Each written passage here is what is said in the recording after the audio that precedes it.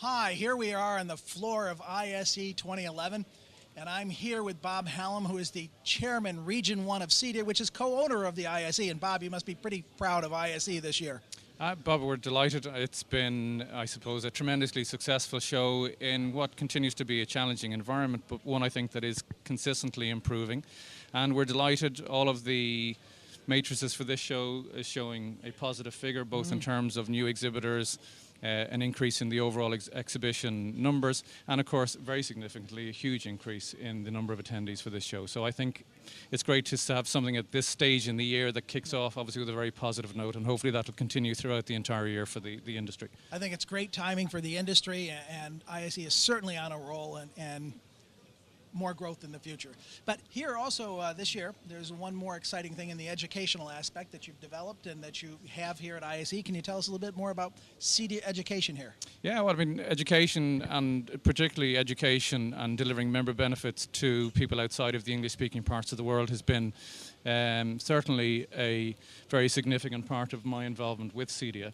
And of course, it's very gratifying to see that we're increasing the number of members, and we now have various stages of membership levels, and we have actually achieved status 2, which is in excess of 10 members in 5 countries throughout Europe.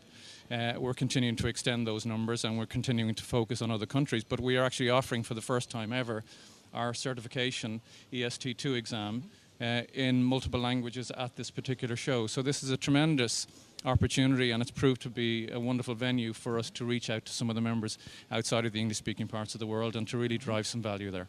Oh, and it's so important, the education and the qualification. And even in Little Malta, we have some CEDIA members I know who are very fond of that education. So. Yes, and I know some of those people personally, and of course it's great to continue to see those people supporting CEDIA as we continue to increase our growth, obviously, throughout Europe. Great. And tell us a little bit about how we're going with the technology show, because CEDIA also has its own show, and we should hear a little bit about more how that's going. Yeah, I mean, we're trying to continue to evolve the show to be complementary to the other events that take place throughout the year. And sitting comfortably between this particular event and, of course, the US CEDIA event, which happens in September.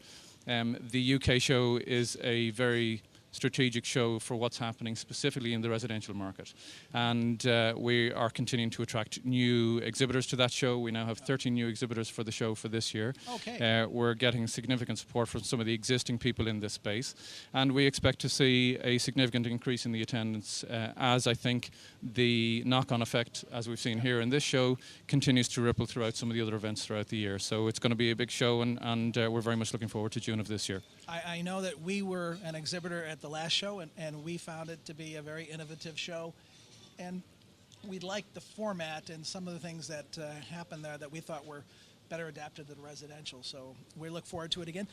And coming up, of course, on the calendar, on the schedule, are the CEDIA Awards. Yes, I mean, the awards has become, I think, one of the most well attended and certainly looked forward to events in the calendar of CEDIA activities, certainly throughout our region.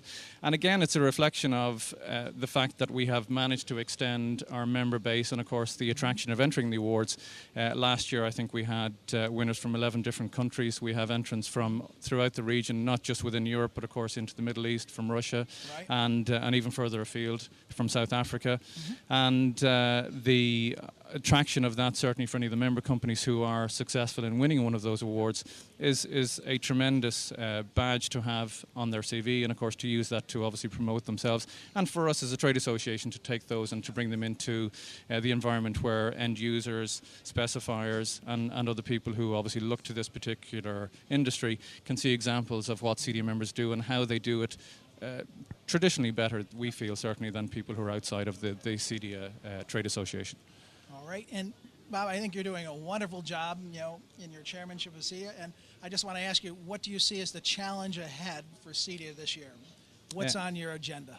I think it's important that as a trade association we continue to offer value to our members, and we need to continue to evolve that value offering, not just in terms of the education, which of course is a cornerstone of what we do as a trade association, but in our continued activities to reach out to other trade associations to find common areas where we can actually promote our members' activities and the services that we offer, but also to other groups. And one of the things which is a big initiative for us at the moment, we're working with a group called the Intellect Group, which represents members like Sony, Intel, Sky, BT, and we're working on various initiatives within that whereby we can find ways that our members can develop the potential for the connected home, and of course to make the home environment more attractive to people who are buying new homes, whether it's through wiring practices, and of course to help companies fine-tune and improve their product offerings for those environments.